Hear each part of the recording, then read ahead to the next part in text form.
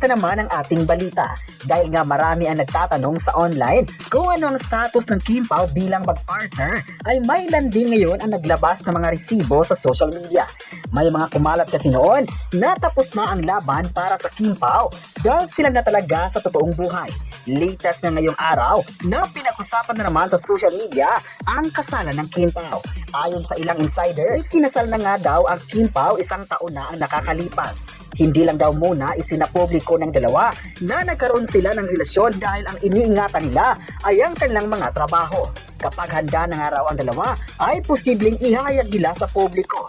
Nangyari di umano ang kasalan sa ibang bansa nitong nakaraang taon at may ilang mga kaibigan raw ang nakakaalam rito. Pero hindi muna nila ito dapat ipapaalam sa lahat dahil baka magkakaroon ng epekto sa kanilang career. Sa online naman, pagkatapos na lumabas ang espekulasyon na ito, may halo-halong reaction agad sila. Say ng ilang netizen, malakas din daw ang kutob nila na may nagaganap na kasalan na ng Kim Pao dahil kitang-kita naman ngayon kung gaano ka-concerned si Paolo kay Kim at gayon din naman kay Kim Chiu na hindi nagtatago sa kanilang sweet moments. Mapapansin din naman daw ang kanilang galawan na daig pa ang magjowa. May isang netizen naman na nagsabi kung totoo ba na nagkaroon na sila ng kasalan ay maganda ito para mas tutukan pa ng mga taga-suporta ang kanilang ganap sa buhay. Kahit noon pa raw ay malakas na ang kanilang kutob na may something na sina Kim at Paolo pero hindi naman pwede na pangunahan ang dalawang kapamilya na ito. Hindi lang isa ang naniniwala na ikinasal na nga ang dalawa dahil kahit sa online, marami ang nagbahagi ng kanilang excitement kung ano man ang ganap ng Kim Pao sa kanilang personal na buhay. Sadyang hindi talaga titigil ang mga tao na aalamin ang katotohanan sa likod ng love story ni Kim at Paolo. May nagsabi naman na matagal na issue na ang kasalan ng Kim Pao at hindi na bago sa kanila ang mga ito. Pero kung totoo man, magandang balita ito para sa mga fans na naghihintay talaga sa kumpirmasyon ng dalawa. Kahit wala pang umamin sa dalawa, ngunit alam nila na may mga bagay na dapat malaman ng mga fans. Sana raw ay hindi na magtatagal ang pagkumpirma ng Kim Pao sa kanilang relasyon dahil marami sa mga tao ngayon ang believe sa dalawang actors na ito. May nagsabi naman na talagang pag-uusapan ng Kim Pao dahil nakasentro ang kanilang buhay sa mga fans na parang abangers na sa kung ano pa ang mangyayari sa kanila. Hindi naman talaga hihinto ang pagtatanong ng mga fans sa Kim Pao dahil partner nito ng kanilang buhay, ang sikat katambanan na ito. Ayon naman sa ilang pahayagan, maraming beses na rin pinag-usapan ng Kim Pao at ilan sa mga topics nila ay ang kasalan na pilit talagang ipapaamin sa kapamilya actor. Kahit anong tanong pa ito, ay hindi sila umamin sa publiko. Ipinakita lang ng Kim Pao ang kanilang pagpupursige sa trabaho at gawin ng mga proyektong ibinigay sa kanila. May nagsabi naman na masaya sila if ever na sila na talaga sa totoong buhay na hindi love team kundi magkasintahan. Yan talaga ang balita na gustong marinig ng mga tao. Kaya kahit anong mga pagsubok pa yan, ay always naghihintay sila rito. Ayon pa ng mga fans, deserve naman talaga ng Kim Pao kung ano pa ang gagawin nila showbiz man o personal na updates ay talagang solid ang kanilang suporta rito. May nagsabi naman na love talaga ng mga tao ang Kim Pao dahil sa napakatotoo sa mga fans. At kung ano man ang mga pasabog nila sa mga fans ay congrats na kay Kim at Paolo. Sa kabilang banda naman ay mainit na pinag-usapan sa social media ang issue ng Kim Pao sa Ekunen. Maalala nitong nakaraan, pinag-usapan ng mga netizens ang pagtatagpo ng Kim Pao at ng ibang love team na sina Jericho Rosales at Janine Gutierrez. Hindi pa talaga nahihinto ang iringan ng mga taga-suporta sa kanilang mga iniidolo. Sa isang post ng fan, sinabi niyang ang Kim Pao talaga ang inaabangan niya araw-araw at walang makakapagbabago ng kanyang suporta. May nagkomento agad na wala namang problema kung sino ang susuportahan ng bawat isa. Basta ang mahalaga, mahal na mga tao ang mga ito. May nagbigay naman ng komento ng ikunin pa rin sila habang buhay dahil nakita na nila ang tibay ng kanilang relasyon. Bagay na bagay din daw ang dalawa dahil mabait at magagaling na actors. Say naman ng isang netizen, kung ano man ang suporta ng tao, dapat re-respetuhin lang ito dahil may kanya-kanyang iniidolo naman ang lahat. Sana raw ay hindi magiging daan ito para masira ang mga taong nagbigay ng suporta. May kanya-kanyang galing naman ang Kim Pao at Ikonen, kaya di dapat ikinukumpara ito. May isang netizen naman ang nagsabing mas mabuti pa ay abangan ang dalawang love team na ito dahil marami pa silang gagawin sa bakuran ng ABS-CBN. Hindi naman talaga nagkaroon ng iringan ng Kim Pao sa ibang love team at ang mga tao lang talaga ang gumagawa ng kwento. Alam naman ng lahat kung gaano sila kasikat ngayon, kaya pilit nilang ikinukumpara sa kahit sino para mahila pababa. Pero may isang netizen naman na naniwalang kahit anong love team ka pa, ang importante lang talaga ay ang makitang masaya ang mga tao sa kanilang mga proyekto na ginawa sa ABS-CBN. May nagsabi naman na kahit anong mangyari man ay hindi sila bibitaw sa pagsuporta kay Kim at Paolo. May isang netizen naman na nagsabing abangers na sila sa mga gagawin pa ng Kim Pao sa showbiz at pati na sa Ikonen na grabe din yung paghintay ng mga tao. This year, abangan nila ang mga pasabog na gagawin nila sa bakuran ng ABS-CBN. Request din mga netizens ngayon na sana magkakasama ang Kim Pao at Ikonen sa isang proyekto para more pasabog para sa mga viewers. Hindi na raw dapat iisipin ang mga hate comments mula sa mga tao. Ang importante daw ay makapagbigay sila ng saya sa pamamagitan ng palabas nila. Kung tutuusin naman daw, ay malakas pa rin ang kanilang love team mula noon at hanggang ngayon, kaya deserve na ipakita ang suporta sa kanila. Aminado talaga ang mga tao na magaling sila kaya nagstay pa rin sa showbiz. Ngayong tanghali naman ay pasabog din ang komento ng fans sa It's Showtime kung saan aabangan ng Chinita Princess.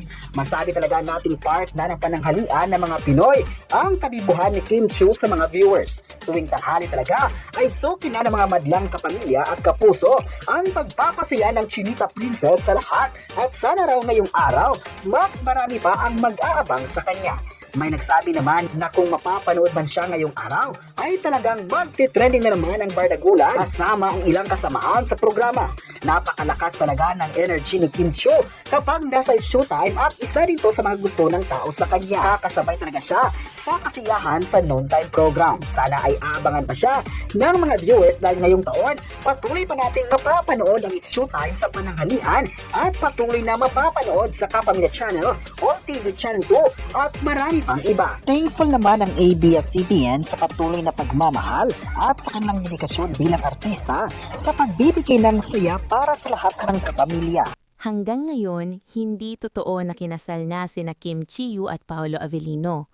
Walang official o credible na balita mula sa mga legit na news outlet, artista mismo o kanilang mga management na nagsabing nagpakasal na sila o may wedding na nangyari. Wala ring opisyal na larawan o video mula sa kanila o sa kanilang pamilya na nagpapatunay ng kasal. Ang mga lumalabas na ganitong viral video sa social media, halimbawa YouTube clips na may claim na pasilip ang wedding, ay hindi sinusuportahan ng mga kilalang news source at malamang clickbait o peking content lamang. Kim Chiu at Paolo Avellino ay hindi pa kasal. Ang kanilang relasyon ay off-cam at pribado, kaya maraming fans ang nag-speculate o nag-aasang may mas malalim na relasyon sila sa totoong buhay dahil sa kanilang chemistry at madalas na sila ay mas aktibo bilang love team, Kim Pao sa TV, pelikula at ngayong world tour na inannounce nila kamakailan sa ASAP, kaya lalo pang lumakas ang fan buzz tungkol sa kanila. Marami pang balita at speculation online, pero habang wala silang official statement o dokumentadong ebidensya, hindi masasabi na sila ay magkarelasyon o kasal sa tunay na buhay. Para sa akin, natural lang na mag-viral at magtanong ang Kim Pao fans kung kasal na ba sina Kim Chiu at Paolo Avellino. Kasi grabe talaga ang chemistry nila, on-cam man o off-cam. Pero mahalagang malinaw tayo, walang konfirmasyon at walang opisyal na pahayag na kinasal na sila, kaya ang umiikot ngayon ay haka-haka at fan speculation pa lang. Una, kitang-kita na komportable at may respeto sila sa isa't isa. Hindi pilit, hindi OA, parang natural lang ang kilos nila kapag magkasama. Pangalawa, pareho silang tahimik pagdating sa personal na buhay. Kapag tahimik ang mga artista, mas lalo namang umiingay ang imahinasyon ng fans. Ipinapakita ng nito kung gaano ka-invested ang fans sa Kim Pao. Patunay na epektibo ang tambalan nila, hindi lang sa projects, kundi sa impact sa tao.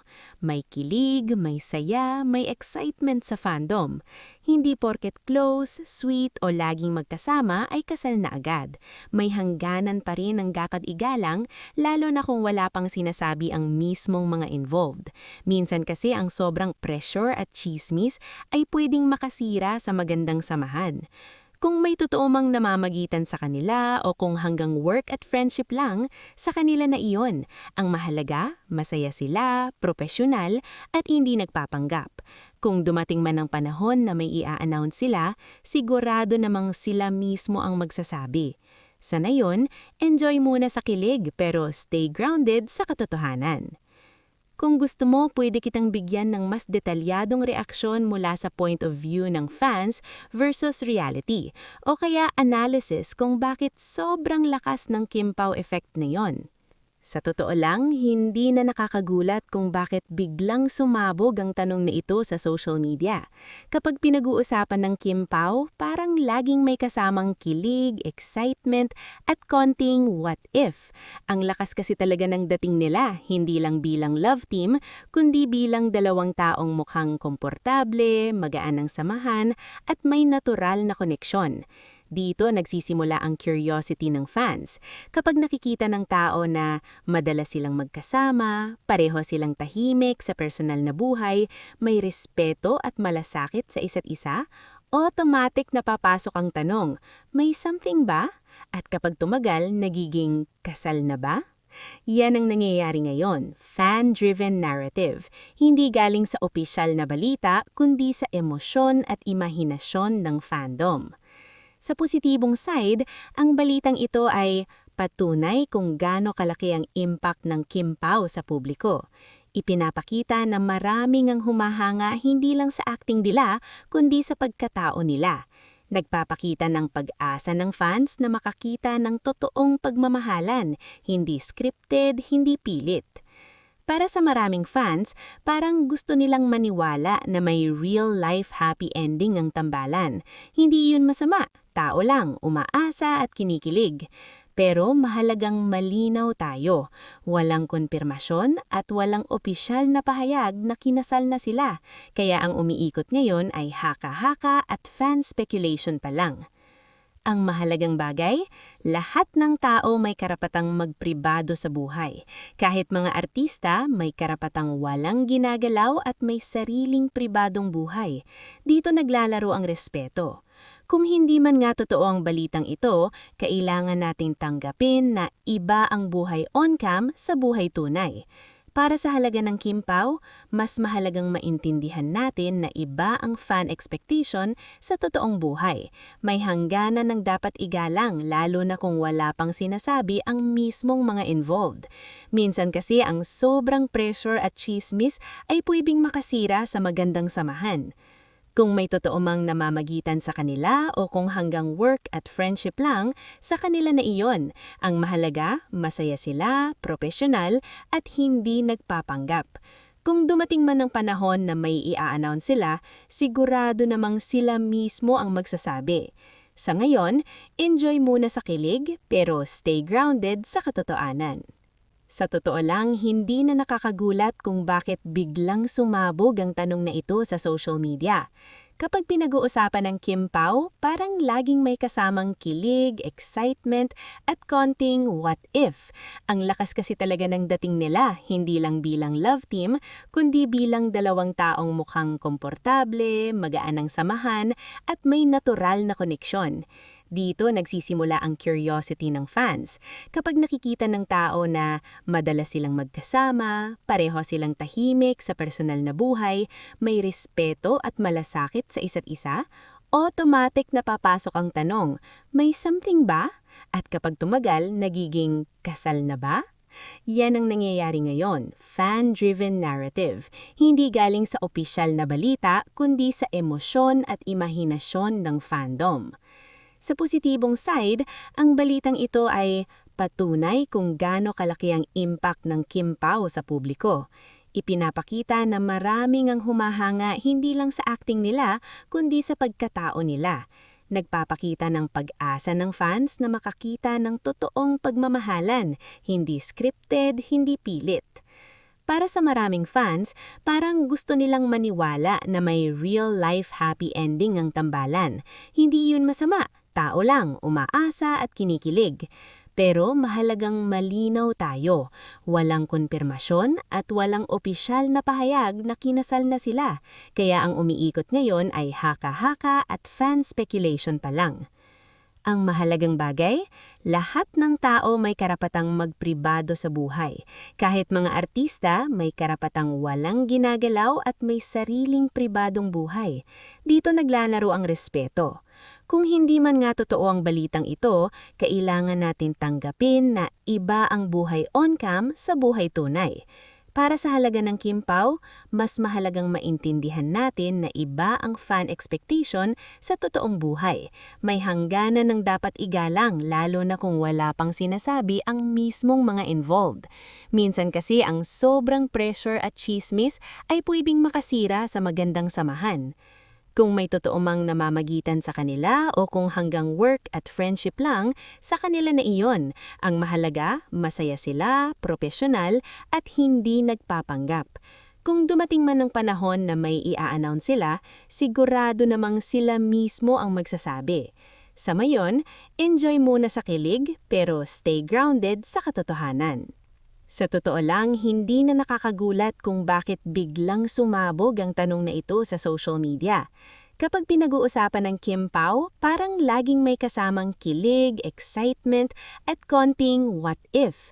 Ang lakas kasi talaga ng dating nila, hindi lang bilang love team, kundi bilang dalawang taong mukhang komportable, magaan ang samahan, at may natural na koneksyon. Dito nagsisimula ang curiosity ng fans. Kapag nakikita ng tao na madalas silang magkasama, pareho silang tahimik sa personal na buhay, may respeto at malasakit sa isa't isa, automatic na papasok ang tanong, may something ba? At kapag tumagal, nagiging kasal na ba? Yan ang nangyayari ngayon, fan-driven narrative. Hindi galing sa opisyal na balita, kundi sa emosyon at imahinasyon ng fandom.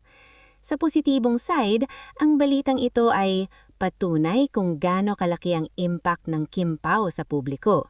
Ipinapakita na maraming ang humahanga hindi lang sa acting nila, kundi sa pagkatao nila. Nagpapakita ng pag-asa ng fans na makakita ng totoong pagmamahalan, hindi scripted, hindi pilit. Para sa maraming fans, parang gusto nilang maniwala na may real-life happy ending ang tambalan. Hindi iyon masama, tao lang, umaasa at kinikilig. Pero mahalagang malinaw tayo, walang konfirmasyon at walang opisyal na pahayag na kinasal na sila. Kaya ang umiikot ngayon ay haka-haka at fan speculation pa lang. Ang mahalagang bagay, lahat ng tao may karapatang magpribado sa buhay. Kahit mga artista, may karapatang walang ginagalaw at may sariling pribadong buhay. Dito naglalaro ang respeto. Kung hindi man nga totoo ang balitang ito, kailangan nating tanggapin na iba ang buhay on-cam sa buhay tunay.